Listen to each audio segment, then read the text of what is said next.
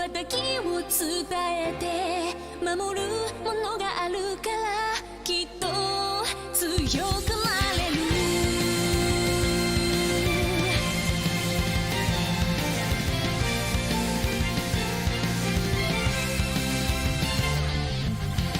語るべき言葉なくした星の守りでは時の果て夢の果て闇に立ちすくんだ風を呼んでみたんだ空に向けて誰かを呼んでみたんだ光求めたソリチュードかすかなレゾナンス確かに届くロマンスそんな流れ星たちを抱き留めた明日が見えなくだって乗り越えなくちゃって奇跡の奇跡描き未来へつなぐ Growing High 心のフォトンが銀河にこぼれて道を強く照らす Burning Bright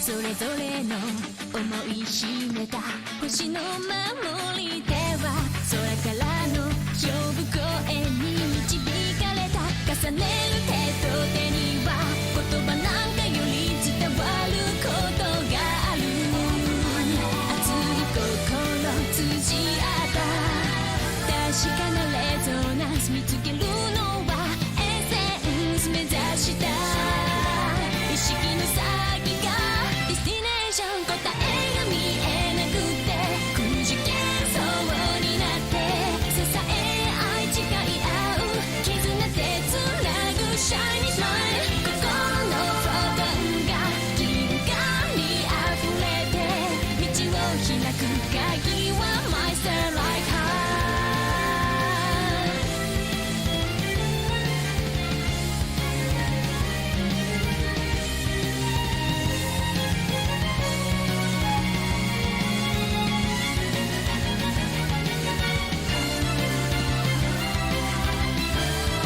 明日が見えなくだって乗り越えなくちゃって奇跡の奇跡描き未来へつなぐ Growing High 心のフォトンが銀河に溢れて道が開いたら羽ばたいて行こうよ乗り越えて行こうよ星空と溶け合っていつまでも行ける Fly High まっすぐ願いを世界に歌って新しい夜を新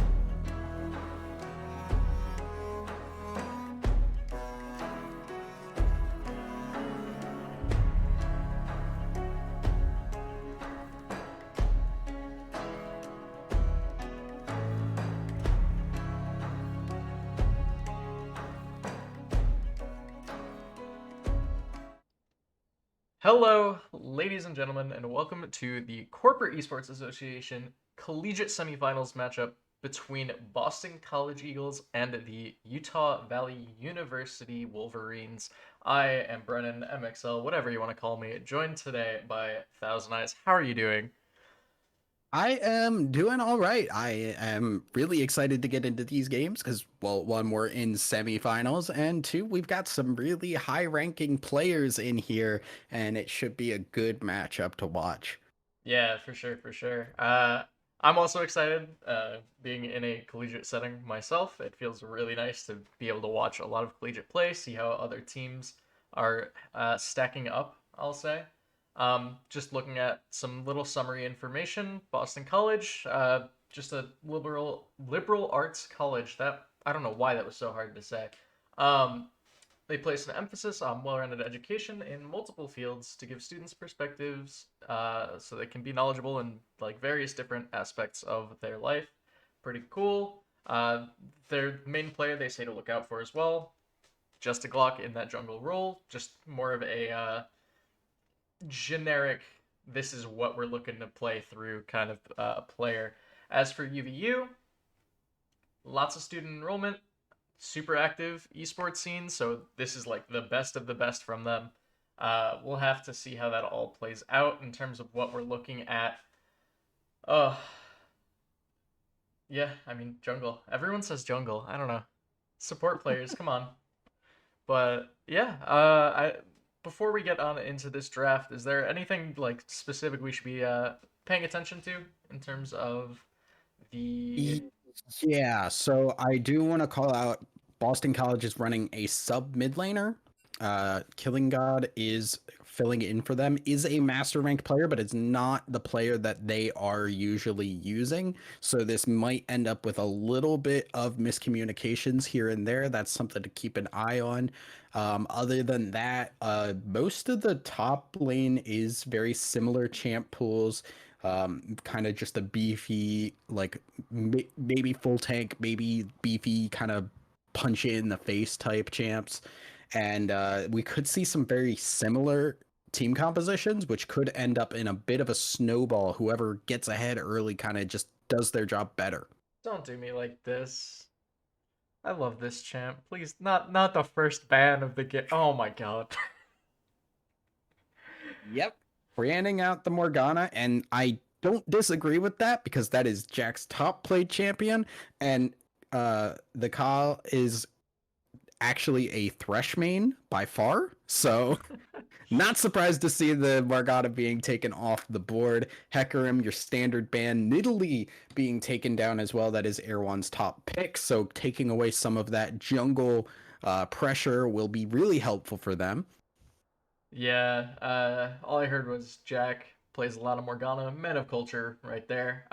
Other things to note, Seraphine's still left open. We see Udyr Hecarim banned away to just like really strong junglers at the moment, I believe, even after the nerfs that Udyr keeps receiving. Uh, we'll have to see if that Seraphine's left open. Jack does list it as a signature champion, so if it's open, I'm not entirely sure if that's going to be taken by the side of BC, but we Yep. will have to see. You got Lilia being taken out, both of Brennan's What? summoner names being taken off the board now. So Brennan is completely useless in this cast. I will be taking over from here. Uh, I'm walking away. they just really just going for your juggler, apparently. Yeah, Olaf banned away as well. So Olaf. five jungle bans, six if you want to count Morgana. Wow. Yeah. So this really points to what we were saying before, right? A lot of jungle focus from both of these Yeah. teams. They feel like this is a lot of their strength. And surprisingly, with Seraphine open, Gnar looks to be the hover. Now, granted, okay, it's locked in. Um, what do you think about the Yeah. Gnar first pick? I mean, I don't mind Nar early pick because he's pretty malleable. He works in any kind of lane. He can basically force you to pick some top lane that has a little bit of pressure, but also like he can play from behind well if he's in a losing lane. I'm surprised they didn't go with the Seraphine just because of how strong she is. It's worth noting that the call does not have um, does not have Seraphine listed as a champion, really. So that is not something that is in his champ pool specifically. The Misfortune and the Rel combo being picked up, though. So now, even if you want to go Seraphine, it is very scary too, because that combo will just obliterate you if you look at it wrong. Yeah, they pick up the Thresh as well, pretty much as expected, I think. Does extremely well into Rel, considering that that W is just super easy to cancel. Like, super telegraphed, super free. So, makes sense to pick that one up. What do we think? Oh, Wukong? Wukong. Wukong. All right, yeah. So this is an early lane, kind of dominant type of pick here. You want to try and get Wukong going into the Gnar and basically abuse mini Gnar's squishiness and just kind of stay alive while Gnar is in that large form. So this is interesting because technically Gnar does scale better. However, Wukong Ultimate come into the later portions of the game can also be a very great team fight ultimate. It just is a little harder to utilize. Yeah, and I'm already kind of seeing what UVU side is drafting at the moment. I see Rel, Wukong, Misfortune. That is a bunch of press R champs for a single team fight. So we'll see if they continue down that path. Galio and Lux Band out here. I'm assuming it's both targeting mid, Diana as well. So Yeah. yeah. I'm surprised Utah is actually the one uh banning out the Diana and the Galio because both those champs work really well and I think they're really strong. Obviously, maybe you want to put Yoshiji on something a little bit stronger. I believe last time we casted UVU, Yoshiji kind of popped off on the Diana, if I remember correctly. That sounds right. Yeah, so I'm a little surprised they took that off the board. Probably don't want to have him on Galio duty. Seems a little bit of a waste of the talent there. Regardless, now we're gonna get into they banned the Evelyn. So once again, really putting Erewhon on the back foot here. I would assume the jungle pick is going to come through here so that they can last pick their mid Oh laner, my or I'm lord. completely wrong. They are just blinding it. All right. I don't know how you feel about it, but I am a huge Corki fan. I think the champ's incredibly fun. But I also find Sivir and Morgana fun, and I'm told I'm boring for that. So Correct. okay. Yes. I think it's a I, safe blind though. There's not much that I think punishes it. You can correct me there. yes, I just also don't understand. Like, okay, here's the thing when it comes to drafting strategies, there's a lot more opportunity to counterpick a mid laner than there is opportunity to counterpick a jungle pick, right? So if Yeah. you're going to counterpick, why would you, or if you want to leave the opportunity at least to counter, you can go into this saying like, we probably want to take Corki, but if they pick something like this Vladimir and you have something in your pocket that can just crush Vladimir, like then you have the opportunity to take that. So I'm a little confused as to why they're leaving the jungle pick for last unless they really have something special planned here. That's exactly what I was going to mention. I think generally if you see something held till R5 that feels a little weird, it's probably some like really funky pick. They Give me the go. yeah, like if I saw Shaco here, like okay, I understand why you held jungle till Yeah. R5, right? Yeah, Um yeah. we'll have to see as the lock-in is gonna be Kane. Okay.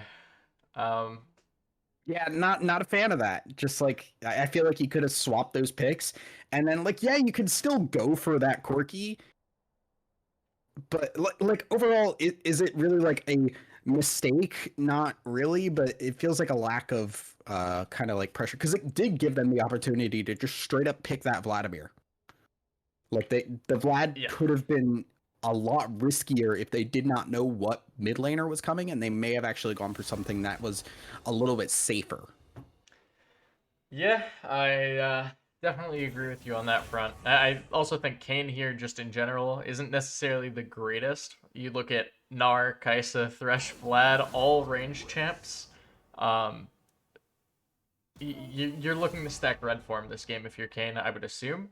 There's a Mhm. chance we see like blue form one shot Kaisa every fight Kane, but into Gnar Thresh Jarvan, it feels pretty hard to do. So you're just like looking for jungle skirmishes, and I don't know if you're gonna have the prio to support that early Yeah. on. Yeah, that is going to be an interesting dilemma too. Like you're picking this Kane and most likely going red form, as that's generally what you do in competitive play. Um, but you're picking it and also like not having any real good lanes to gank both on your side. Like I guess Wukong level 6 can be okay in Dinar, but like you got Rel Misfortune, like Rel's engage is it's great if you're renouncing and flashing. Anything else is very telegraphed and slow. Thresh can flay her out of the crash down. Like there's a lot of different opportunities um, for that kind of to be countered. And looking at it, like you have half range top lane, you have a ranged mid lane, you have two ranged bot lane. There's going to be so little opportunity for red form Kane. Yeah, I was gonna mention as well. I think Rel's Engage can be fairly solid, but like you said, against Thresh, it feels almost unplayable. Unless you're getting something really spicy from out of vision, right? So we'll have to see how that all plays out. Give me a quick rundown though of what you're expecting out of some of these lanes. All right, so Nar Wukong is generally going to be Wukong favored early, assuming Dilax is going to be abusing Mini Nar and kind of playing safe during Mega Nar. Level 6 with the Jarvan, that can kind of flip around because there isn't a good opportunity for Wukong to get out of the Jarvan pit, and it gives just a free ult for Nar. Um, that jungle matchup, I'm really concerned about Erewhon getting these orbs and getting the transformation down, and especially because the 2v2 for Jarvan is very favored towards Jarvan. Kane's early game not terribly great. Uh, and then yeah, so then going down to the mid lane, Vlad, Corki, that's kind of just a farm lane. Corki will have an impact at 7 minutes when the package comes through, and it'll make him very bursty, very scary, and bring a lot of magic damage to that team. Bot lane should be favored for the Thresh Kaisa, but a good or a good Rel engage that they're not prepared for could turn that around. Yeah, I think all of that is pretty fair. A few things to take note of: Vladimir opting into Ghost, Corky opting into Barrier based off of the fancy little draft tool we have. So, not sure if that'll impact your opinions of these lanes or anything, but that is something to keep in mind as we continue with this little bit of spectator delay. Uh, Last little thing before we take it to a quick break. What are you thinking, just in terms of percentage to win based off a draft, I guess is how I'll phrase it. Which team are you favoring right now? I think honestly, I'm favoring Boston College. Just I think they have really good scaling. I think they have a better win condition, whereas it feels like Utah are kind of like, well, we picked some solid lanes and we have some wombo. Like they were starting to build a really great wombo combo, and then their last two picks just don't contribute to that terribly well. So I feel like it really neuters their composition in a lot of ways.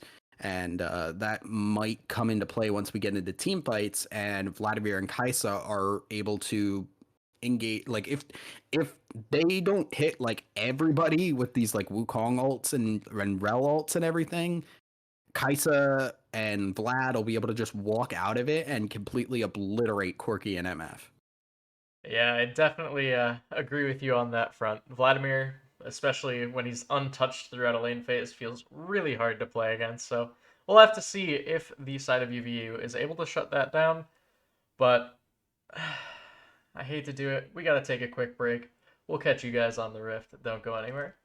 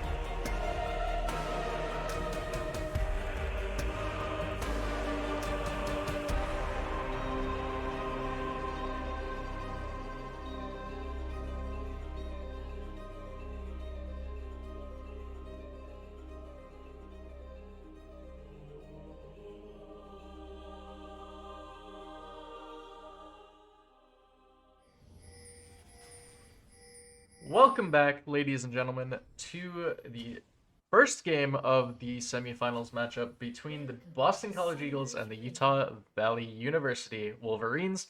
On the blue side for this one, we've got Boston College with LHS Elo in the top lane, Just a Glock in the jungle, Killing God mid, and RC with the Kyle in the bot lane.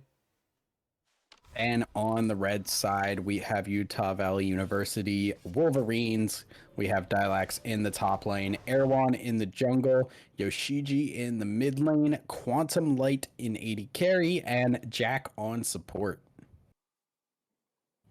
Nothing quite fun happening at this level 1, unfortunately. I don't think either of us really would expect anything to come of the kind of later scaling camps anyway, but... Yeah, but both these team comps have really solid late game, so they do not want to risk giving one team the early lead when you got stuff like a Vlad and a Corky in the game. Yeah, Vlad without a lead is still scary, but Vlad with a lead is absolutely terrifying. So I completely understand that decision. I support it. You're good. Pretty standard clears I'm though. glad it's got the Brendan seal of approval. For the Yeah. Brennan. Yeah. Yep. Well, clears seem fairly normal though. Just kind of waltzing around the jungle. You know how it is. Jarvan taking a bunch of single camps or single target camps. Kane just clearing a full red side. Yeah, and we see the Conqueror on the Kane, so this is gonna be the red form Kane most likely, which I'm kind of curious, is the goal just gonna be get as many blue orbs as fast as possible and then just wait out the timer, or are you gonna try and strategically gank to try and get Gnar and Mega and Jarvan, when he tries to go for a gank and counter it? I'm kind of curious what the strat's gonna be, because otherwise we're gonna see a super late transform for this Kane. Yeah, we'll have to see. Dilax, though, looking for a little bit of a skirmish top side. There's going to be a 2v2 coming in. Kane dashing in on top of it, but Erwan sees the Jarvan, or has a feeling Jarvan's coming, and does just run away. So, yeah, Gnar, though, getting the better of this lane thus far in. Yeah, but like we said, that is the red orbs. The crucial red orbs, the only lane he can get them from, and only at certain times. So... I think you take that for Erwan. You're like, all right, we got it. Oh, what a hook. Yeah, hook down onto Quantum Light. Not much going to come of that. So I do want to touch on something. Normally, as a jungler, you see Mega Gnar and you're like, I don't want to touch that with a 30-foot pole. Wait till he's mini again, right? The one time where ganking Mega Gnar is better than ganking Mini Gnar. Yeah. That feels really bad to be Kane in that situation. But I want to gank Gnar, but only when he can just beat the crap out of me. Yeah, Mega Gnar can easily turn some fights he should otherwise not be able to. So a little scary. You can see too, up on this top side, Dilax can't really do a whole lot because of how this this top lane health situation has turned out. LHS Elo, not only with the transform are you getting some health back, you're also getting health with the grasp, and Dilax does not have any kind of similar type of mechanic in his kit, so we'll be basically stuck at this health trying to just survive under the tower, and that's not what you want to do as a Wukong.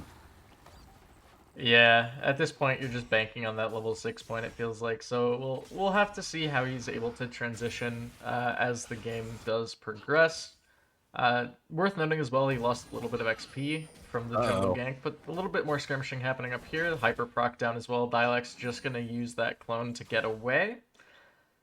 Yeah, that's the beauty of playing melee and range tops right there. Just getting bullied.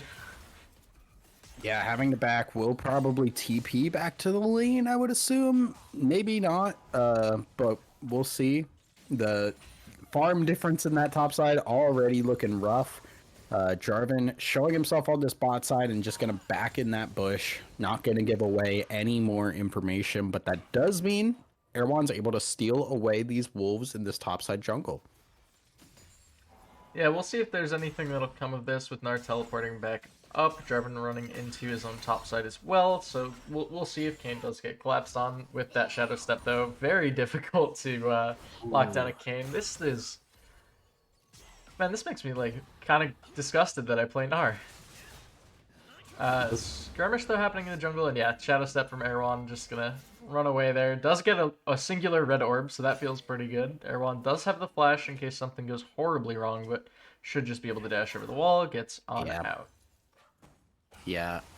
And honestly, too, I want to point out LHS Elo just quick buying that, buying the Bramble Vest, immediately getting the healing reduction, making it so if Dialex tries to trade at all, there's always going to be a favorable health trade for LHS Elo. And now, just as Dialex, like, what do you do? Like, yeah, this just sucks, dude. Yeah, Dialect's not gonna have a fun time up here anymore. One thing to note as well is the Bramble does apply a tiny bit of damage, so even though we're saying, like, yeah, it's negating some of the healing from Wukong, right? It's also dealing a tiny bit of damage whenever Wukong tries to trade. LHS Elo also with the Hyper Procs will just be able to do so much as we're seeing that. Oh my. Yeah, Dialex has to back again. Like, yeah. This Wukong is essentially just going to be super neutered going into the mid game because he just does not have access to the same amount of gold. Now the Kawan going forward has Jarvan here. Will hit the hook. Hook. Hook lands. A good Rel Stun coming out, but Quantum Light is just going to walk away. First Blood goes over to just a Glock. And this might lead into a Drake play. I don't know if they know Kayn's topside, but it looks to be that they're at least going for some bot vision. Yeah, I'm assuming that they have an idea that Kayn started up topside and knows that the red buff is respawning right now, so they should have an idea that Kayn is top, and will just start this dragon. Even if Kayn was bot with MF being down, that still would give them the advantage in that. They did not really take any damage in that fight, picking up that kill, so it should be an easy dragon, and a great play there by the Kawan to hit that hook. Yeah, really, really gorgeous death sentence coming out there, and yeah, that will just be the first Cloud Drake. Kayn understands that's all happening, is going to take away the blue buff, and looks like the Gromp might try for the Wolves as well, so Jarvan gets punished by losing topside, but Cyclone down topside. LHS Elo not quite in Mega yet. Dialex is going to burn that clone, so we'll not have that. Cyclone 2 being burned here as well, and with Gnar having that ultimate, could be rough. Erwan, though, looking for something. Does end up getting hit back by the Gnar, and that is just going to be LHS Elo taking a good old crunch on out. I'm kind of surprised LHS didn't shove him into the wall and just shoved him back under his own tower there. Could have actually probably gotten a little more damage done, but we'll just be the disengage and back off. Now it has depleted steel caps as well. God, you can't do damage to him anymore. This Gnar is essentially unkillable now on this top side. Yep, this is fun and interactive gameplay, as they say. So I would disagree. Yep. I would say this is neither of those things, but it is the correct play, and Gnar will be just an unstoppable force and could really kind of just turn this game into a top diff type of game. You know, I said fun and interactive because I'm a Morgana main. You should know that was sarcastic. Oh my gosh, great Q down onto RC from Quantum as well. That damage is still ridiculous. She's 0-1, she's down a bit of CS. The pickaxe pulling a lot of weight there. Yeah. Yeah, it's just really, you never want to stand behind minions that are in death range because you will just get popped by MF, and that can really signal for some extra aggression. Mid lane, still a farm fest as expected. Seeing actually it's going to be the oh, why am I blanking on the lifesteal 80 carry item? Shield bow? Shield bow, that's what it is. God, why did my brain not want to think of that name? But yeah, we'll do the shield bow for the Corki. And they call me a play-by-play. They call you a color caster. You don't know what shield bow is. Oh, I'm sad. I know what shield bow. Listen, I've got to pick on 1000 a little bit. You do this to me every week. True. We are looking, though, again, it's been a fairly slow game thus far, and I think both teams are kind of okay with that. I think UVU probably is going to be wanting a little more action, especially for Kane, who has not quite found that form yet. So we'll have to see how Erwan's able to handle that. I did see another ult topside, though. Dialex is going to be trying to run away. It does have the Cyclone. Will not be able to get it off quite yet. Does end up burning it. Cataclysm down as well. Hyper procs for LHS Elo. Cyclone 2. Flash from LHS Elo. And just a Glock with, I believe that's the Demacian Standard. I always forget which one's which with the EQ. But Demacian Standard is the E. Shoot.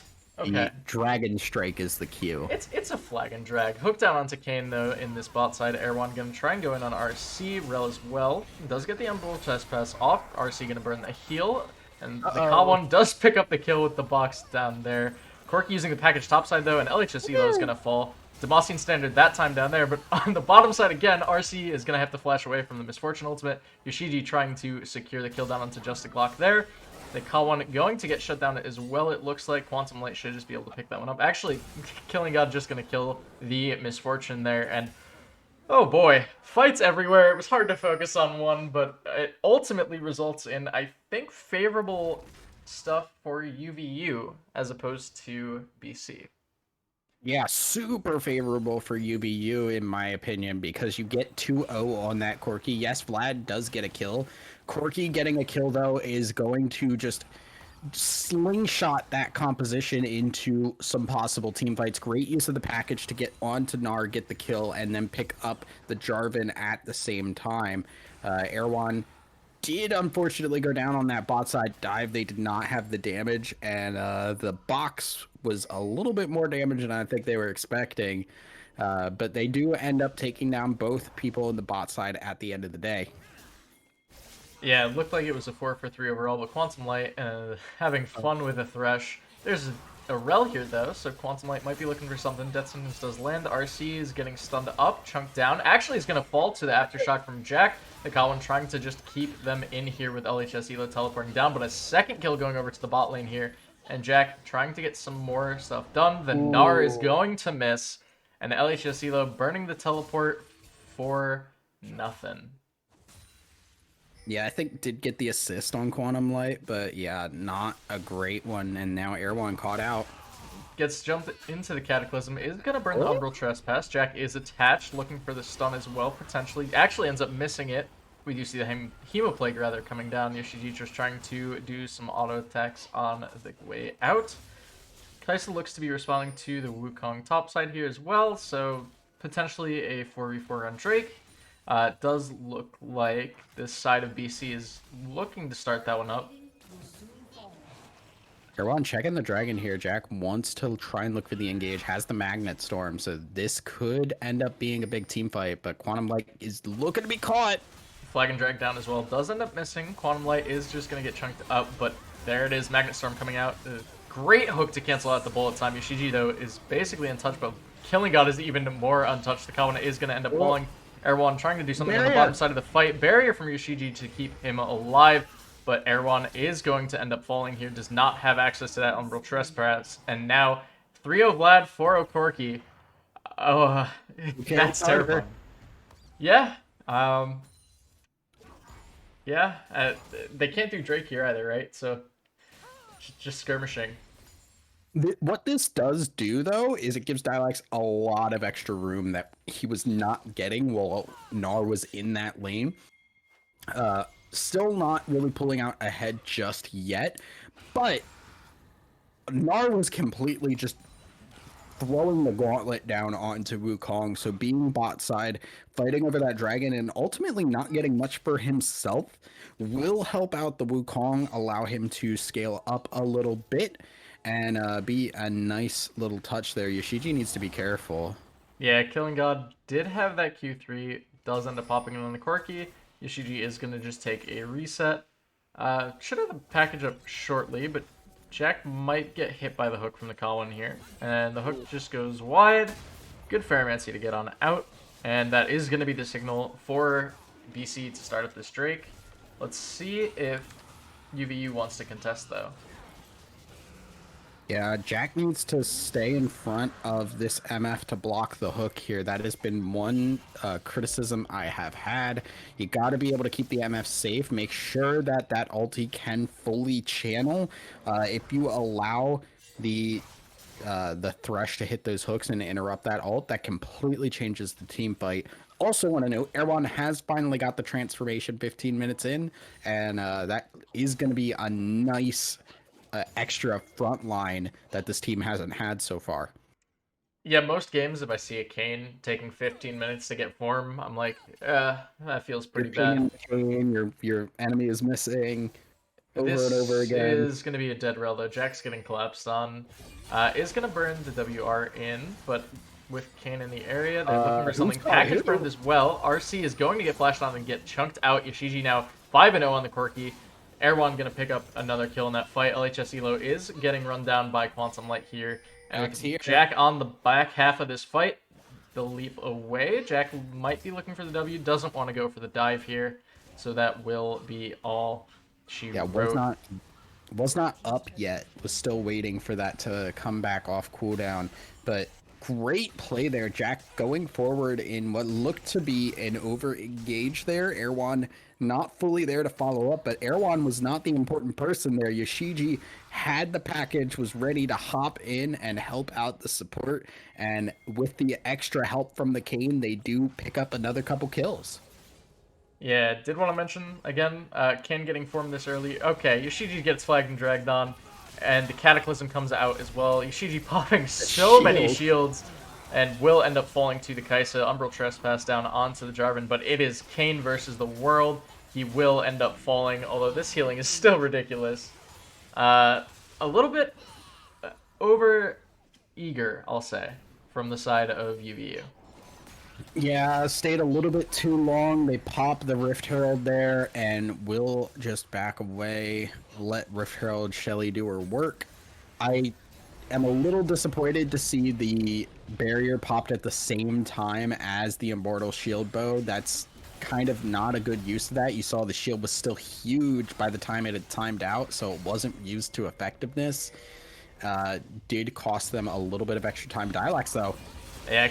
Oh, what a gorgeous combo. Wow. Magnet Storm, the stun coming out as well. The Kawan is definitely going to end up falling, and the Cyclone 2 will be enough from Dialax to pick up that kill, so... Wukong's in the game, baby! Yeah, right as we were saying, hey, UVU, you overstayed.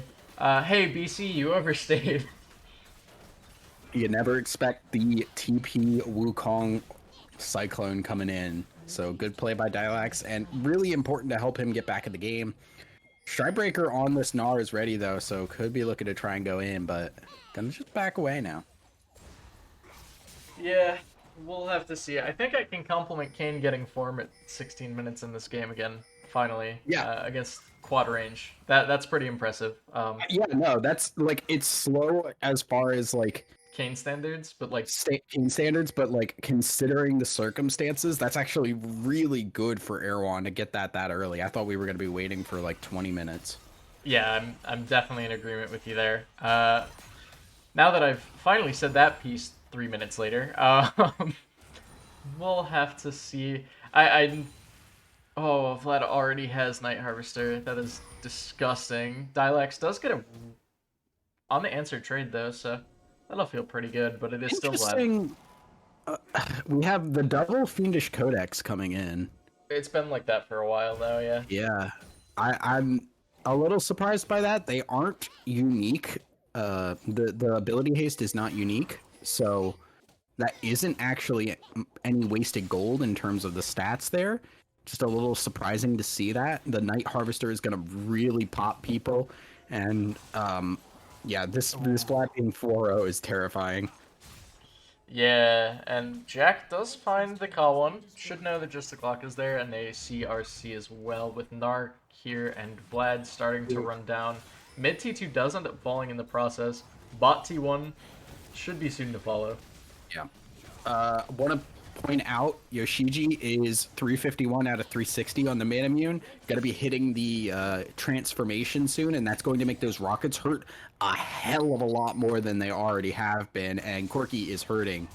Yeah, Jack might be hurting too. flag and drag down. I don't see much coming of this. Blast gun is going to be popped, but this does give prio for BC to take their third Drake of the game, especially with Corki in base. Believe he was looking to pick up the package there, so we'll have to see Jack looking for an in.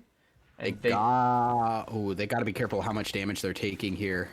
Yeah, Hook does go Jack? wide. Jack flashing in Magnet Storm as well, but Just a Glock does jump onto the back line. MF getting a huge ultimate down on the other side, but in the meantime, package was absolutely massive, and it is just going to be LHS Elo trying to clean this up in the backside. Does get the Stride Breaker. Jack does pick that one up, however, and Killing God still just running circles around the remainder of this fight. Flashing over onto Jack, and should fall. Actually, gorgeous E in the Hourglass. Erwan does not have the W either. Will end up falling, though, to Dilax. So a 3 for 5 in favor, or I guess 5 for 3, sorry, in favor of UVU. Yeah, so great engage there. It looked a little hairy for a second because Jack went so deep that the tether broke off of who he was connected to in the back line, which meant that they were expecting to get a huge stun in a line down that fight, and did not get it until a lot of that stun lineup had already dispersed. So that kind of went a little haywire and could have gone badly. They did turn it around at the end of it, and I think a large part of why that engage worked so well is because Killing God was not in that fight until he was already trying to 1v3 people. So a good kind of pick, essentially, to force the 4v5 while Vlad was not ready for it, and just the Wombo combo was enough to pull out the lead there. Yeah, it's still mildly concerning. Oh, that sentence to steal away the blue buff. It's still mildly concerning that Vlad shows up that late and still is able to do a lot of work in the fight. So if he's able to show up to one of these fights early, it could be very problematic for UVU, but credit where it's due. They're holding their own. They're playing extremely well at this point in the game. Absolutely. Now Flag and drag down onto Dialect. Cyclone, though, down onto LHS Elo. Cataclysm hits absolutely nothing with a gorgeous package. The Kawan does end up hitting the hook down onto the Wukong. Stun doesn't land from the Rel, but Magnet Storm is going to be huge with the bullet time. Oh, and a quick 3 kills for the side of UVU. This should just be a Baron. Yeah, LHS was not near the transformation point and did not expect how much damage to take. Yoshiji's gonna hurt. You have no magic resist yet, buddy. Just a great turnaround. Like you said, the Cataclysm did not do any damage, although Vlad is one of those kind of 5v1 champs. Yeah, and there he goes. Hemoplague is going to be popped, but with that stopwatch, or Hourglass rather, is just going to be locked up, killed down. Erwan is low. But Just a Glock is on the opposite side of the pit, does have the smite advantage, so we'll have to see Yoshiji just trying to make sure that there's no chance for this Jarvan to come in. Baron secured by UVU. LHS Elo teleported in for this as well. Should end up falling, does not have access to the flash. Stridebreaker, though, does do decent work there, and Dilex gets a Conqueror proc, but will just have to run away. Just a Glock trying to find Erwan. Erwan missing the Q over the wall, however, does burn the Umbral Trespass to try and get out of this one. Shadow Step will do a lot of work, but the Gnar will secure a kill for RC on that Kaisa. A little overzealous to be in that area, to say the least. Yeah, don't know what Erwan was trying to do. If it was trying to steal some jungle, that is exceedingly greedy. But not the end of the world. They do get a Baron out of the deal, and they do get a lot of gold off the team fights around it. Quantum Light, really scary, but more scary than Quantum Light is this Corki Yoshiji once again carrying the team and just pumping out damage that nobody's really tried to account for in terms of items yet. Yeah, and it's only going to get worse, right? This Corki currently extremely strong, but he only gets stronger as the game goes later. Looks like we're going to be seeing an Essence Reaver coming out as the next item as well.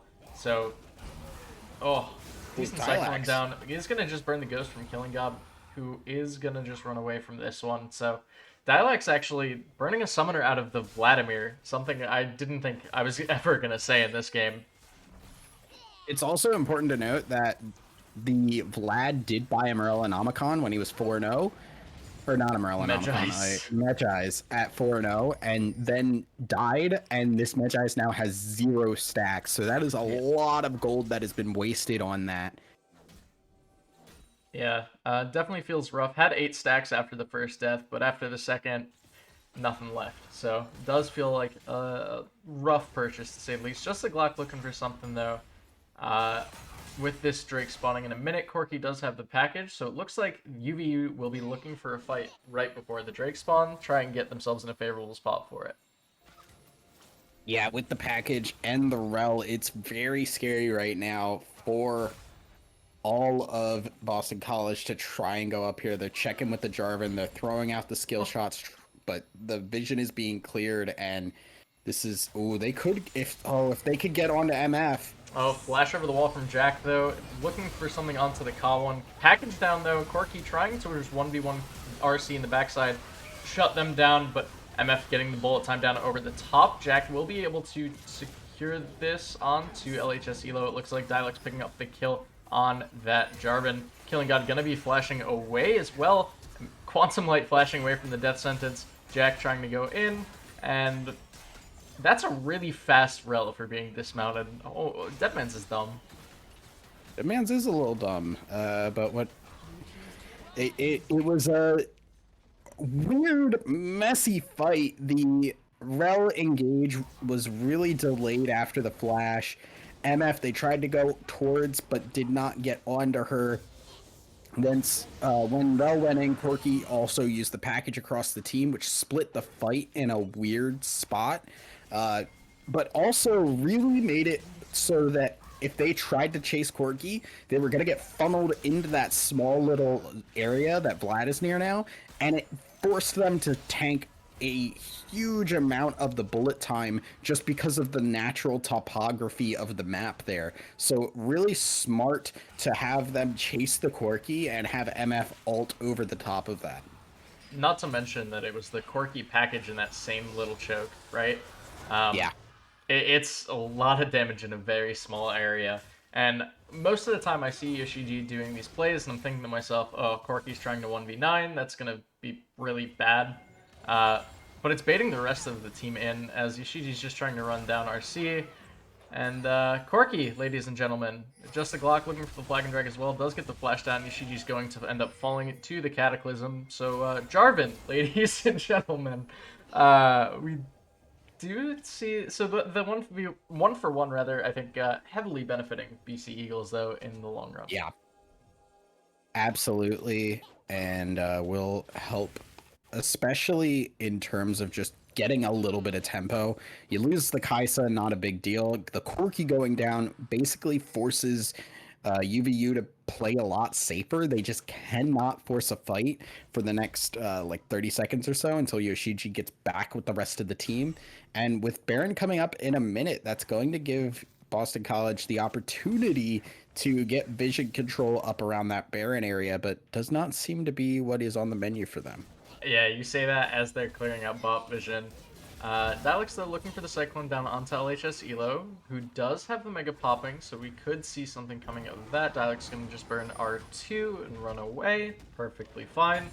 One major thing to note, Corki is not going to have package for Baron spawn here, as it was burned at the Drake fight. Hooked down onto Erewhon, nothing should come of that. I didn't realize that was Erewhon. I thought that was Quantum Light, so I did panic a bit. Wow, that is a low cooldown. Hook onto Jack as well, Flag and Drag over the top of that. Cataclysm burned once more from just a Glock.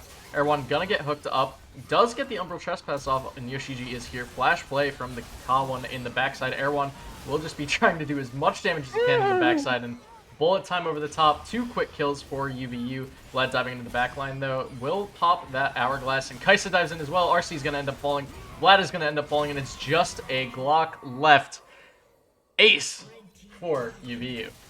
Yeah, Quantum Light just barely staying alive all throughout that fight. They kept diving, but they were doing it one at a time, not all together, which meant Quantum Light had just enough healing built in to survive all of that. I am a little surprised because I did think that Quantum Light was going to fall there, but does survive, does get the damage down, and just trying to fight in these corridors with an MF and a Rel is going to be a death sentence most of the time. Yeah, definitely feels like they want to be playing more into lane fights, less into these jungle fights, and every single time BC just jumping straight into the jungle, trying to go for a little more than I think they can take. I think they keep thinking that they can dive deep and get this misfortune, but every time they're just not on the same page. The flash play was not really followed up on well. By the time Vlad got back there, they had already kind of repositioned. I also think they thought they had Air One, and then he ulted, survived for another, like 5 or 6 seconds, which in the middle of a team fight is a huge amount of time. Yeah, for what it's worth, I also thought they had Air One. That CC chain looked pretty doomed for the Kane. If they do shut him down, that is a much different fight. But like I said, Yoshiji, package up, Drake up, and they will be looking at Just a Glock with that Kane W landing. Rel stun burned on nothing, but package burned as well here. Just a Glock trying to do something, but Killing God does not have access to that Hourglass now. Should end up flashing away here. Air One in the backside, though, is a little too deep, and the Cyclone is huge, but the bullet time is even larger. Yoshiji getting chunked out a little bit. Killing God barely staying alive. Actually, the entirety of BC staying alive, just barely outside of the Kawan and LHS Elo. So this should just be the push down for the T3, peel off into the Drake. Yeah, it's risky to take the dragon here, though, because they don't have the jungler, and Just a Glock is up, so if they don't zone him out correctly, they will... Wow, Corky, everybody. Just Corky, really... ladies and gentlemen. Yeah. Oh, they know Just a Glock wants to come and check this, so they're gonna try and bait for the bush, but... Yeah. Just a Glock going the smart way. Yeah, did see she flag and drag down onto the Corki here as well. Kaisa is going to pop that shield, though, out of the Corki, or sorry, the barrier from Yoshiji, but does end up surviving and picking up the kill onto the opposing jungler. This should now be a free Drake, and oh my, yeah.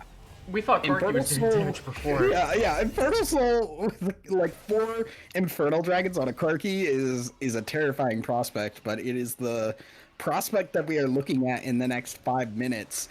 If Corki can help his team pick up that last dragon.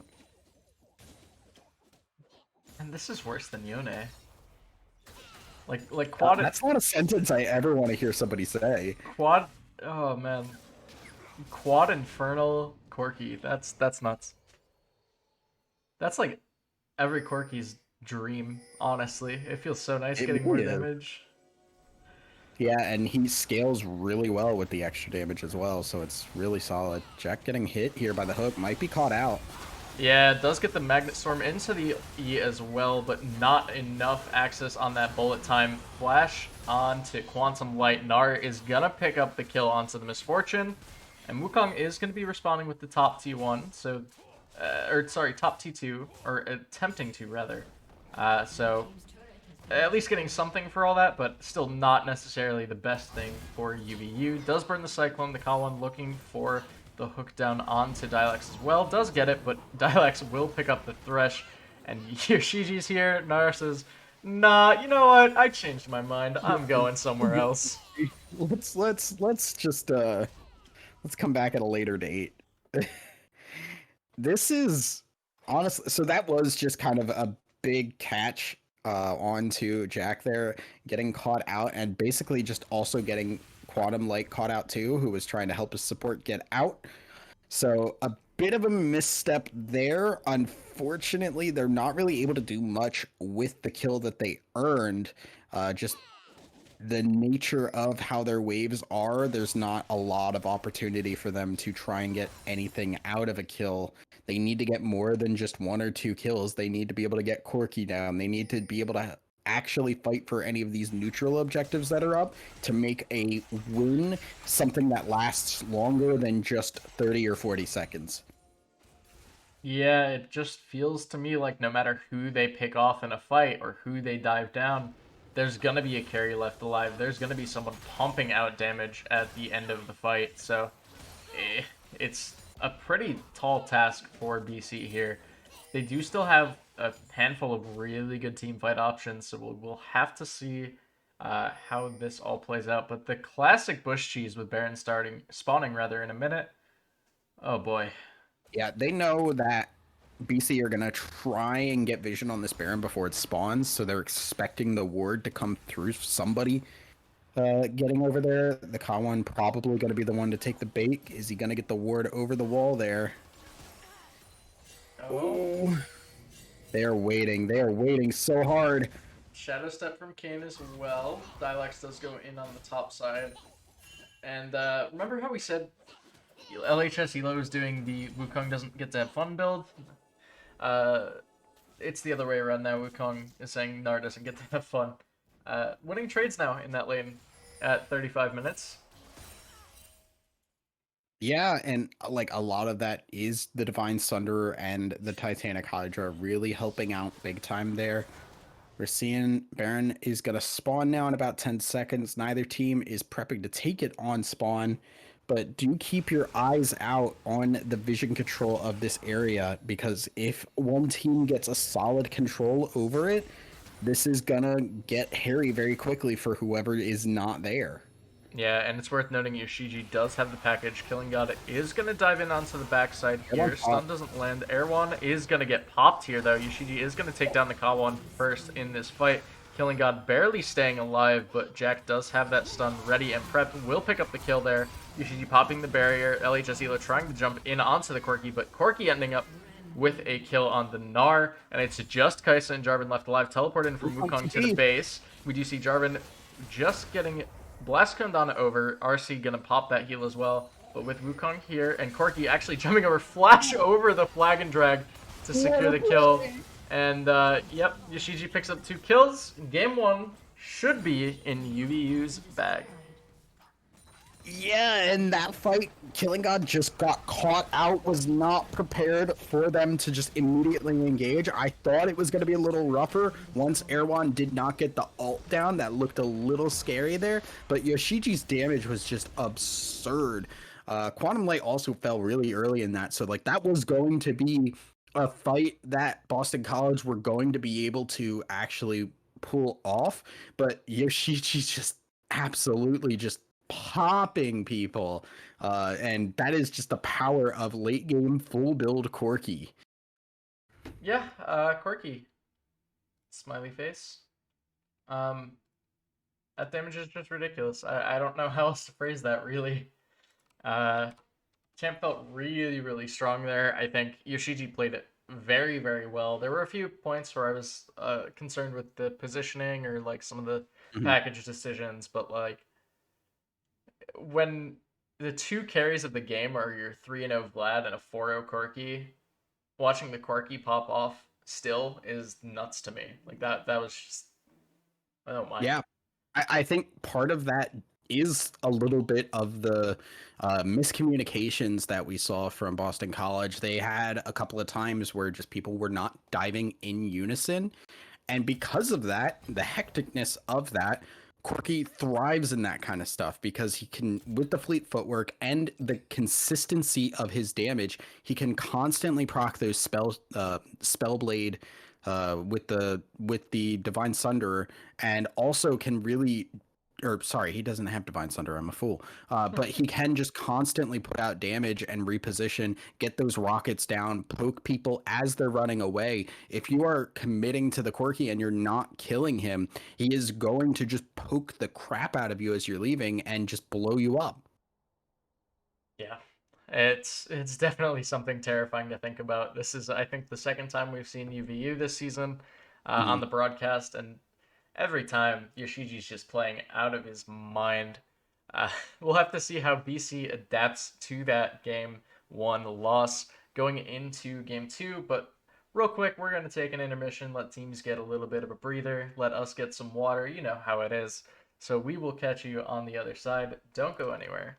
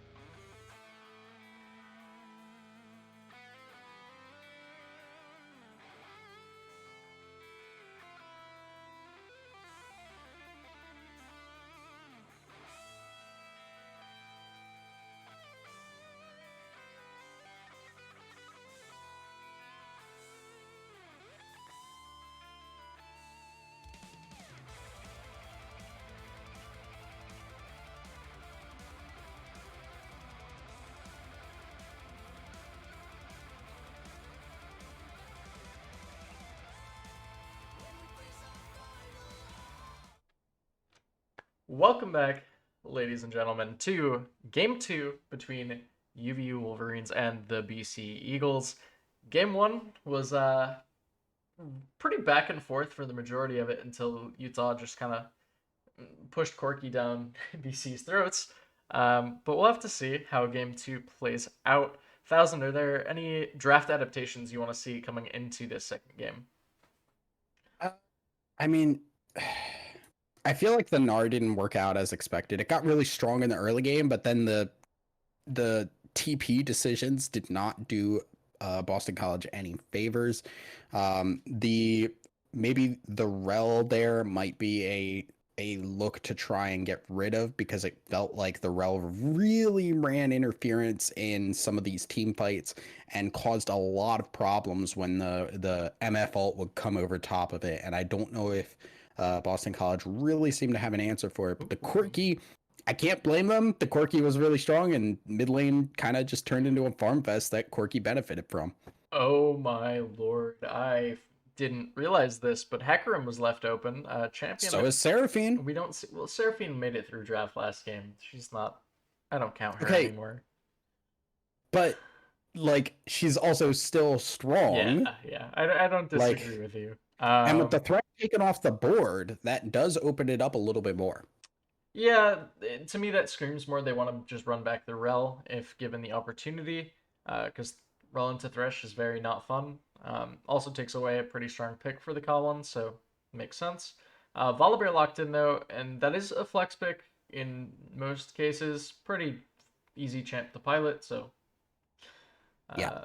yeah. Most likely jungle, but can be in the top lane there. Jungle Volibear has been going up ever since the buffs. He is very hard to deal with and very strong. And like you said, the rel coming through once again. I can't blame him. It worked really well and it was really strong. I'd agree with you if this was UVU picking up the rel. I'm a fool. I completely blanked. I like have the drafts open and just did not like recognize the team's change side. But yeah, the role being taken now by Boston College, which cannot blame them for. And there there's it is. Seraphine. Yeah. Seraphine, I guess it depends on who you ask, I guess, but I feel like Seraphine does fairly well into rel. Very easy to just keep this champion down. We'll have to see how this is piloted. Again, I'm assuming this is on Jack. I don't see this being a Yoshiji pick. I don't see this being a Quantum Light pick. Well, we're completely wrong. It is a Yoshiji pick, apparently. I don't know why I opened my mouth. I mean, you could still put this as Quantum Light on Seraphine. We are recognizing the time-honored tradition of Brennan is always wrong when he opens his mouth. So Seraphine will not be going in the support position. Most likely will be going into, and if this basically says they're daring them to put the Seraphine in the mid lane. If they lock in the Kassadin here, like Seraphine, like Kassadin is not going to care at all about this Seraphine, and if it's mid lane, you just don't die. You don't ever die, and then you scale up like mad and obliterate Seraphine in the late game. I really hope that Quantum Light picks up this Seraphine at this point. I want to see an heavy AD mid. Yeah, that would be a real great draft adaptation, but I don't know if that's what we're gonna see. Yeah. My solo queue pick. I see Kassadin. If I'm playing mid and I see Kassadin, insta lock Lucian, right? No second thoughts. You got Lucian, Talon, Tristana, Zed, possibly Tristana. Like, there's a lot of different opportunities for picks here, but that really is, once again, if you are putting the Seraphine on that bot lane pick. All right, this is gonna sound wild, but I did play a scrim against it once. I'm not gonna say who. I'm not gonna say which teams, because like, whatever. Nautilus top. That is a thing. It's definitely a thing. It's not. I don't think it's that great. It's not. But I've played against it, so I'm gonna bring it up. We'll see where these champions do end up landing as we get through the second round of bans here. So Cape Ban, Narban basically saying we don't think that's Seraphine bot lane. Like, pretty sure, and I think with Kassadin locked in, like they're saying it's Seraphine mid, right? we'll have to see. I'd assume this is an AD lock-in for BC, and Yep. come on, please. We need more unfun champs No! for Brennan to enjoy. You went from like my favorite AD to my least favorite AD with one hover. Come on. Really? Oh yeah. And Oh. when you're up against Nautilus, that's a totally fine thing to do. Like No, it's you fine. I'm just just sad. Instalock Tristana. So, oh, we still don't know where it's going though. yeah, mid bot flex. Again, really hoping it's Seraphine bot, especially into Zyrel. I don't think that's a lane that can punish you too heavily. Um, so this just Especially leaves if you got top? the Nautilus. Yeah. Yeah. Yeah, so this should be the top lane pick here. Gonna be blinded. And we'll see what they want to put in there. The Cho'Gath is available. That is a popular pick for both teams, but it's gonna be the Mordekaiser here. Ooh. So going for a little bit of aggression up on this top side, and we'll see if Boston College want to just go for more tank to allow Kassadin and Zaya to be the carries, or if they want to get a little bit spicy up in this top side. I'm gonna raise you this as well. Mordekaiser has this beautiful thing called the Death Realm. Yes. So in any fight, if he just presses R on Kassadin, it's wow, that's a Zinzao. I had a point and I just saw Zinzao locked Okay. in. I'm really excited. The buffs on this champ feel really good, and I'm really excited to see it played out. P Jinzhao coming in at you. Oh, well, I don't know if I want to see that. I want to see that. Gnasher's tooth, baby. Let's go. No. Who hurt you? I've seen people do it. It's kind of silly. But yeah, that is most likely going to be your jungler. Volibear being flexed up into that top side. We have no idea really where a lot of these champs are kind of going to be flipped around now. The Tristana, the Seraphine. Like there's Hell, gonna be some it could be like interesting. Triss top, Mordekaiser mid. Like we could get that level of spicy. I've laned against Zinzao top. Awful. Why would you put the Mordekaiser against the Kassadin? Oh, I when you have have no idea. I don't recommend it. I've just seen it before. Uh, I've I seen don't Zin think top we're gonna see too. that. That didn't do anything for an entire game. So Yeah. I don't want to see Zin top this time around. I hope it's Volibear top. Yeah.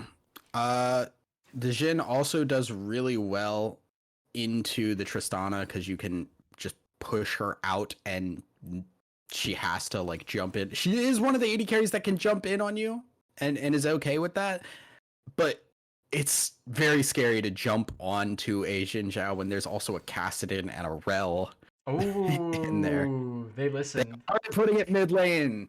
Okay. They still have time to swap it, but I'm very, very happy with this if this is going to stay how it is.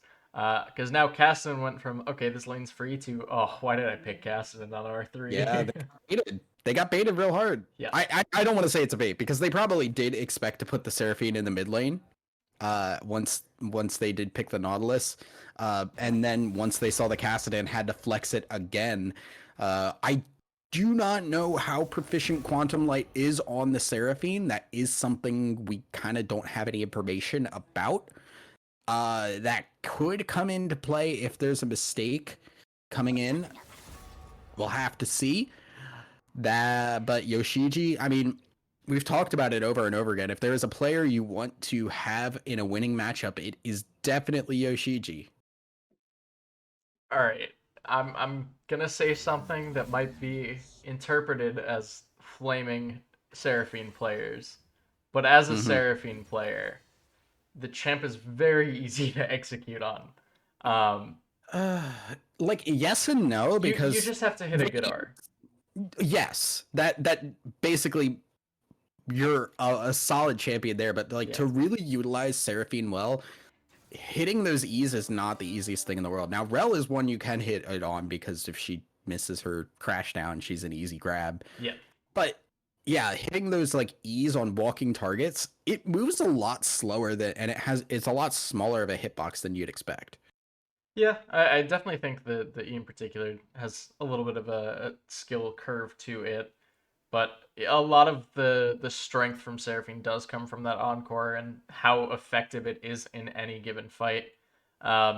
I'd anticipate that if we do see Quantum Light doing well, we're going to see a lot of really good ultimates, and that's going to kind of be the correlation, right? Um, Hmm. we'll have to see. I think, especially with Erwan being like on this Hecarim, uh, like Hecarim Seraphine not. That's dirty. Oh, Triss has Ignite. Yep. That, I Okay. mean, you'd expect that, right? Yeah. Like, I'm here for it. And I think Zaya has teleport. here's what. Yeah. Oh yeah. Yeah, she And does. Seraphine has Okay. exhaust. Okay. So That I no think heals in this game. no, I think the exhaust is great. You don't Yeah, I'm really fine need the with it. heal. You put the exhaust on either the Jhin or the Kassadin when they jump onto you. You just don't die and you get the opportunity to reset the fight. So I think the exhaust is great, especially if Kassadin does start kind of hitting that later game type of build. That's where it's really going to come in clutch. However, I don't know if that's really going to be something that we're going to see because Tristana, level 2, all in Kassadin, like Killing God basically cannot do anything in this lane now. Like, that is such a terrifying lane to play against. Level 2, level 3, level 4, level 5. Oh, look, it's Trist, right? Um, Yeah. But, like, I mean, level 2, you jump in with yeah. Hail Blades, like, you immediately obliterate Kassadin. Yeah, and you'll see that happening throughout the first 5 levels minimum, right? Uh, yeah, I would be very surprised if Killing God came out of this like in a favorable state. Uh, Absolutely.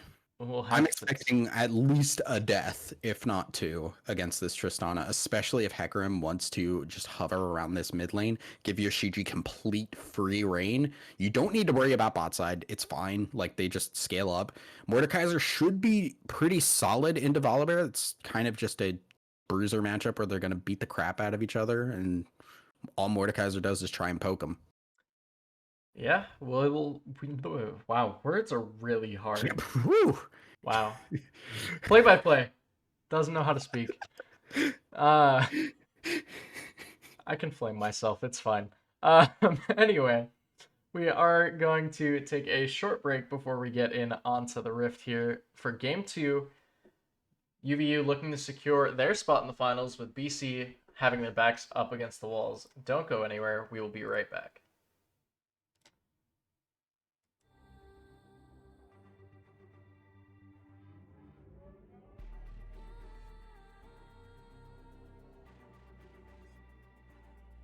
Can we bring to fall the giants?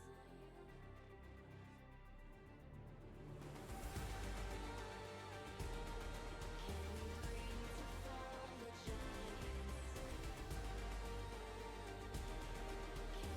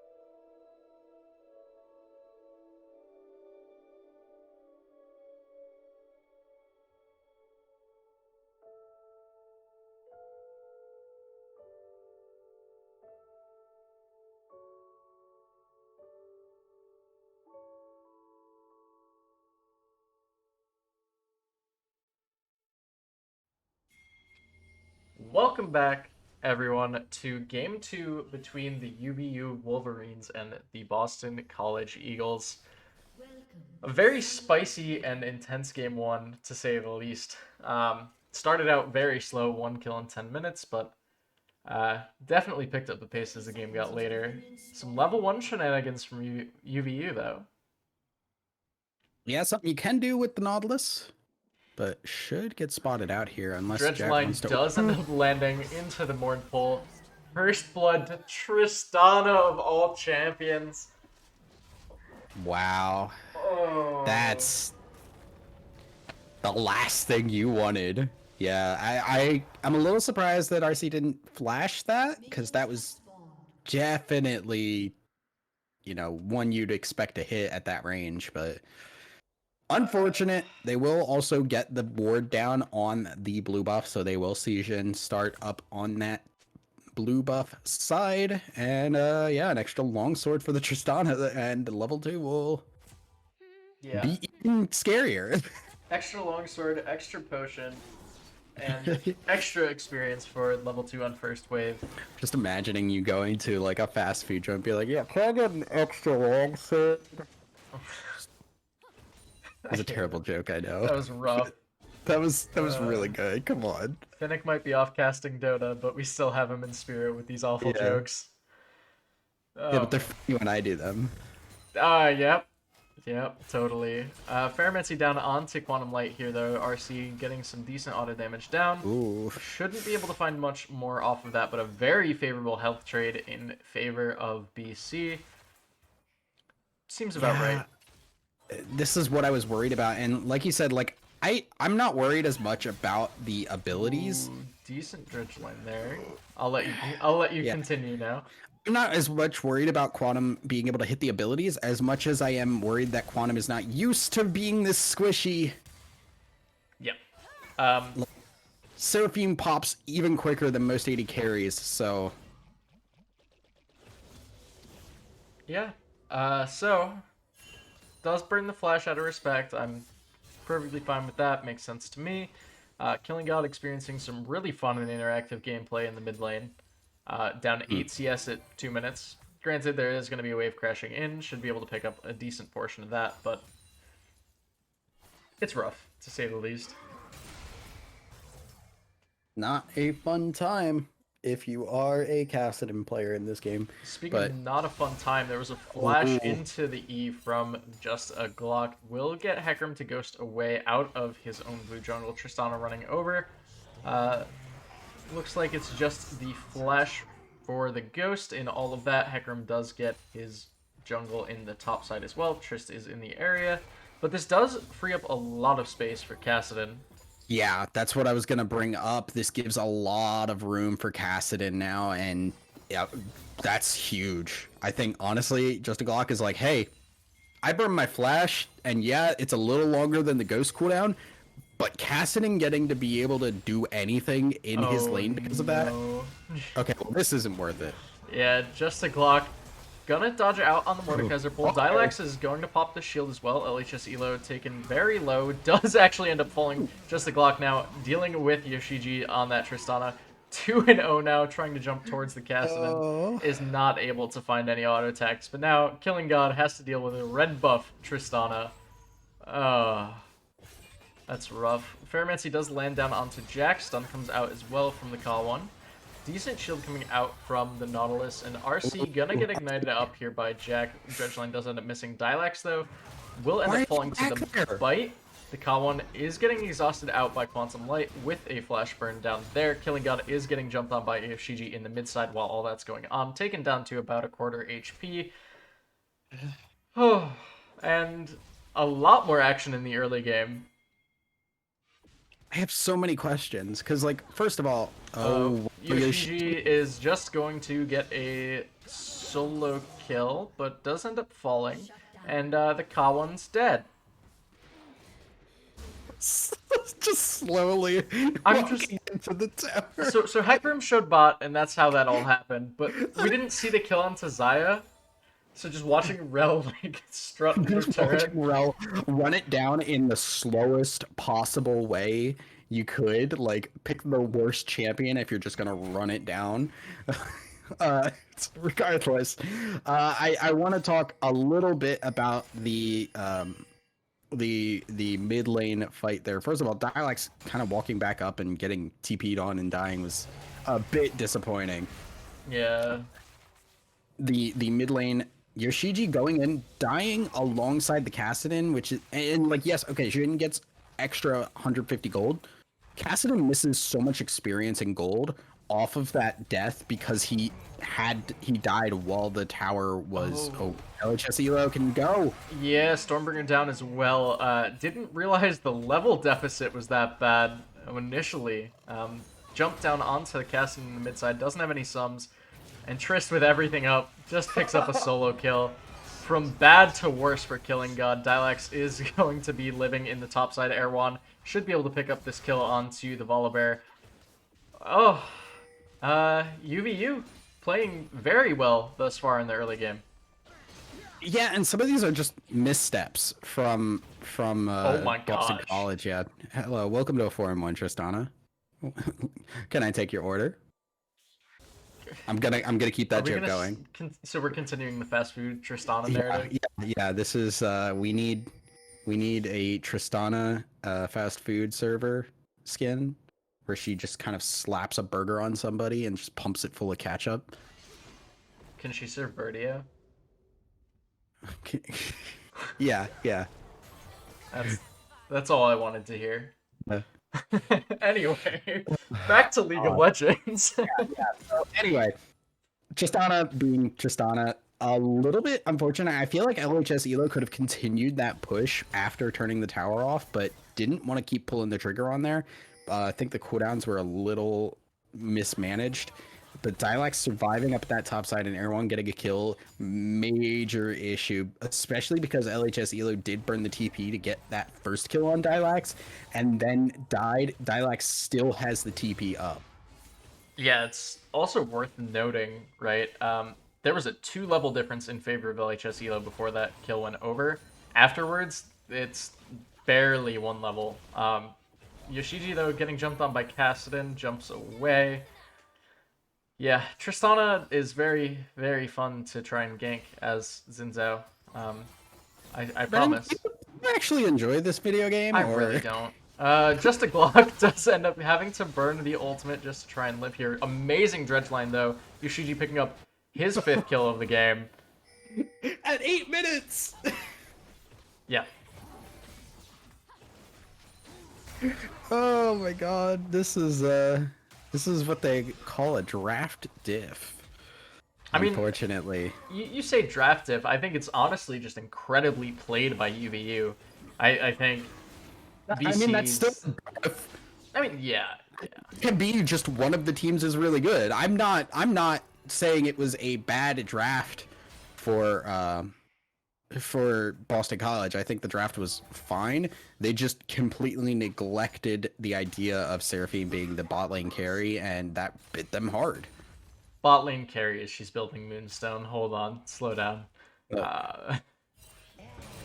I'm going by the definition, not the actual actions happening, okay? Yeah, that's fair. LHS Elo just nomming on some metal guy, burning a Stormbringer as well.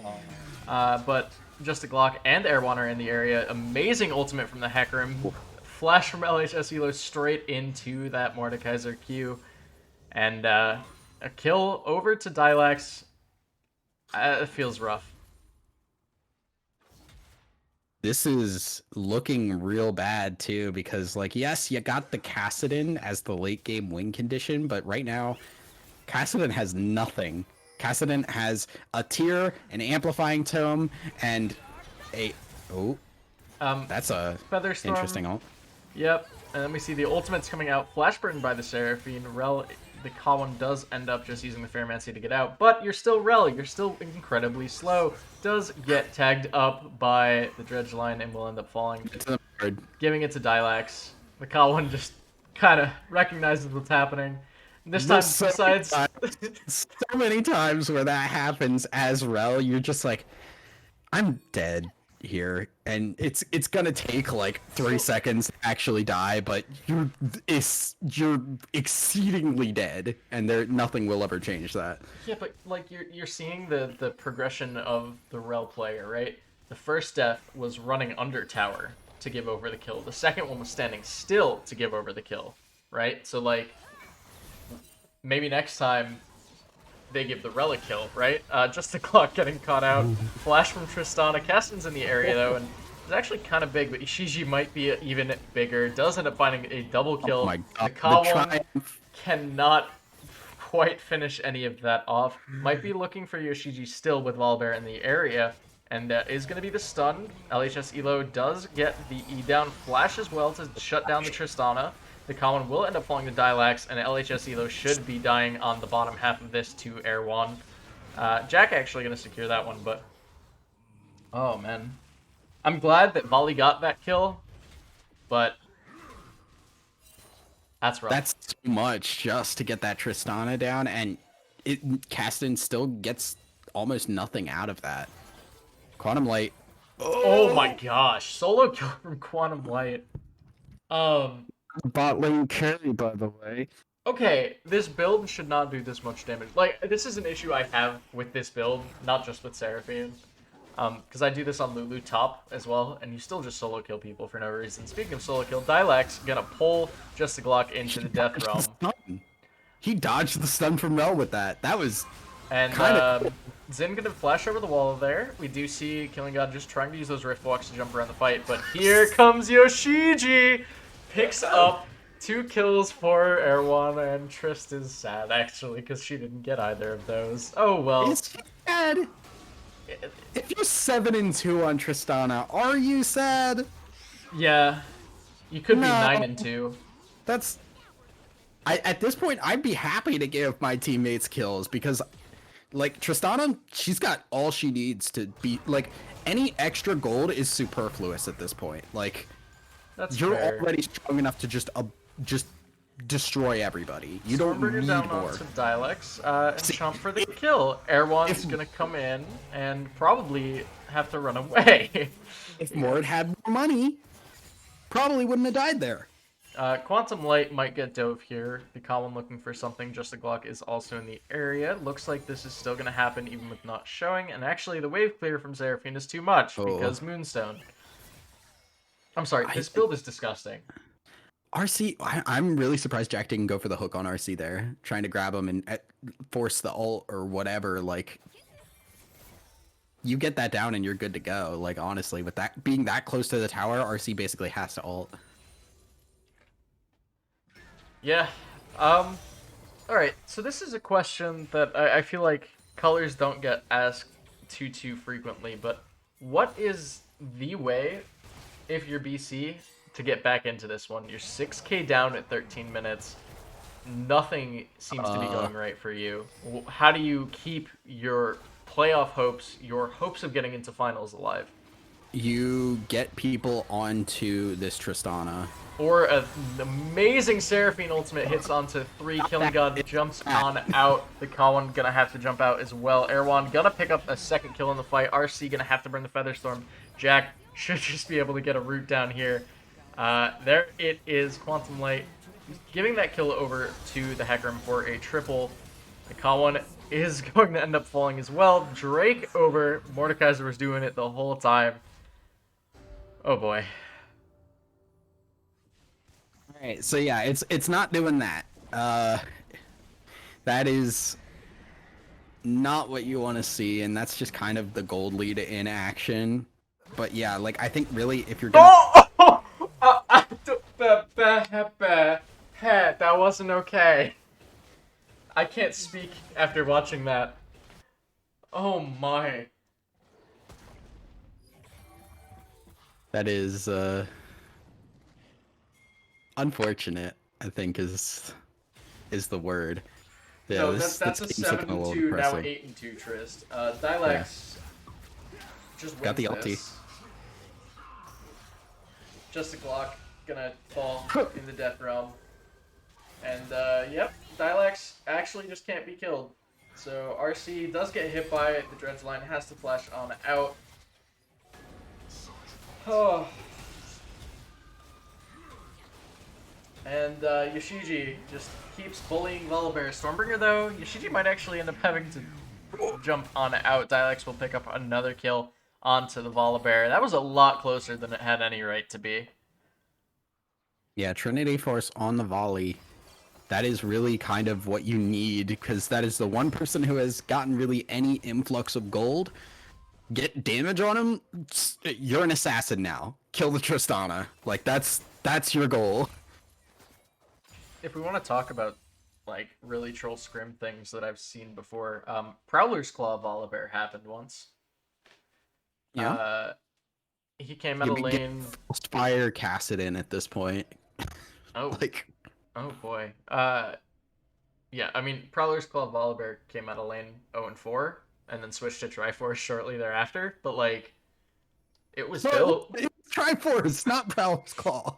I mean, if you want to one-shot Trist, Prowler's Claw Volibear might one-shot Trist. You said, I know one time where it happened, it went 0-4 and then switched to something entirely different. Yep. Like, you said that like it was going to be a success story. No, and it wasn't. Complete and utter garbage. We still lost that set. Anyway, LHS Elo trying to find something down onto Dilax. Does not quite have access to the Death Realm. Good flash over the wall, but the K1 going to be able to follow flash. Just the Glock picks that one up with the red buff. Air One looking onto this Zinzao, however. And with Jack in the area, it should be a fairly free pickup onto just a Glock. Jack will be picking that one up. Quantum Light with another 3-man encore. RC gonna have to burn the Feather Storm to try and stay alive. It is not enough. Trist picks up another 2 kills in that fight. Oh, Yoshiji's a monster. A complete and utter monster. Yeah. Yeah, and you saw in that the people hit by that encore too were everybody who does not have kills on Boston College, so it just turned into a, well, we just all die. Someone forgot to get the tower, but LHS Elo forgot that there's a really fed Tristana on the enemy team. Killing God jumps in, exhaust burned as well. Air One's gonna kill the Volibear in the backside, or try to. Killing God also just kind of running. Dredgeline doesn't quite land from Jack. Killing God does just kind of jump out. And we'll see if anything else comes of this. We're going on a trip. Yeah. Air One's... No one knows. Actually, but... Cassidin probably wins that, but RC is going to get tagged up by the pull from Mordekaiser. Dilax will be able to just find a very, very thick solo kill. And Cassidin teleported out. How did he get... Like, why did everyone just leave? Did he get juked? I am so confused at what is happening in this game. We'll have to see. The Goblin, though, going in with no support and dies. That one, And Yoshiji picks up another kill. And we have Drake spawning in 30 seconds. Cloud Drake, so all of these really pivotal ultimates that we've seen just going to be up more frequently. It's rough. Alright, so, I am seeing in the chat that LHS Elo wants to 1v1 Dilax. And, he got a little baited there. Yep, nice 1v1. Trist almost killed Zaya. Rel also wants to 1v1 Nautilus in the bot side. So, I think Boston College are having a little bit of fun with this one at this point. Okay, but like having a little bit of fun, like to me, is picking Yuumi top. Well, okay, they didn't go into the game saying let's lose it. Oh no, that's fair. That's fair. You can't change the champion now. I have won games as Yuumi top. That doesn't mean it's good. Have I told you the stories about on hit Yuumi jungle before? Yes. Okay. Yes, you have. I reiterate that does not mean that it is good. Flash from LHS Elo down onto Quantum Light does get a decent encore down. LHS Elo is just going to pop the Stormbringer, pick up the kill with that center hit. But Dilex, just in the middle of 3 people, gets a Death Realm, gets a kill, and might just stay alive and potentially pick up more kills in the 1v3. Oh my goodness. I mean, at this point, you just try and end the game, right? Like, just group as 5 and push. Nobody's gonna So stop you now. I'm gonna say this. This is gonna sound mildly troll, but RC kind of doing the right thing at this point, just trying to get gold into their pockets, taking that top Oh T1. yeah. Do This like that idea, but Hecarim does go in onto the Rel. She ends up falling to the blue smite proc. Just a Glock hit up by the dredge line, does not even get a chance to burn that ultimate, and Erwan finds a lonely Xayah, a little far from home, not lonely anymore. is Well, going to be popped by Yoshiji, alongside the Volibear getting popped by Yoshiji. Killing God popped by Yoshiji, and the Nexus popped by Yoshiji. UVU wins the set 2-0 and moves on to finals. it just sounds like the name of Yoshiji's first album just popped by Yoshiji because I mean that's the story of the game. Erwan also 9-0-17, really looking solid, and I like we said, the draft just really worked out for UVU. They saw they Boston College thought they saw a weakness. They tried to capitalize on it and open themselves up to a weakness that they didn't even know existed. So big credit to UVU for making that swap, getting their star player in a completely just one-sided matchup and blowing this game wide open. Yeah, we mentioned we're kind of leaning towards uh, Seraphine as a mid laner early on. It looked like BC was also kind of opting into that. To me, based off of what we've seen from Yoshiji over this split, uh, it didn't really seem to make sense, right? I think Yoshiji's always been Mm. that pop off superstar player. So when we saw the Trist pivot, it kind of clicked, right? That felt a lot more like what UVU was going to be looking to do, and yeah, I don't think that BC like had a response ready for that potential flex pick down bot side. Yeah, I don't think it was even in their minds that that was a thing. So really well done, and they also seem to play around it really well. Oh man, it's always nice to see some like really clean gameplay coming out from a team, and whether you want to say it was the team or just Yoshiji being Yoshiji and getting a really good first blood and Yeah, transitioning it really well, like UVU played incredibly tonight. I think BC looked very strong in game one and game two. Just like a few things started going south for him, and Triss just got way out of hand. Right, I think BC is definitely a team that if they come back in the next collegiate season we can look at and still see them as a really strong contender. absolutely. Yeah, no, they are completely a solid team. Just unfortunate that they kind of just got run around in the draft there, and also playing with a sub kind of can hurt your ability to communicate, and then that sub is also now in just such a hard matchup to deal with. It's really a tough spot to be in, and when no other lane gets ahead, it's like, well, I guess we're just done. Uh yeah. Especially when you look at it and see you're in a rough matchup just to begin with.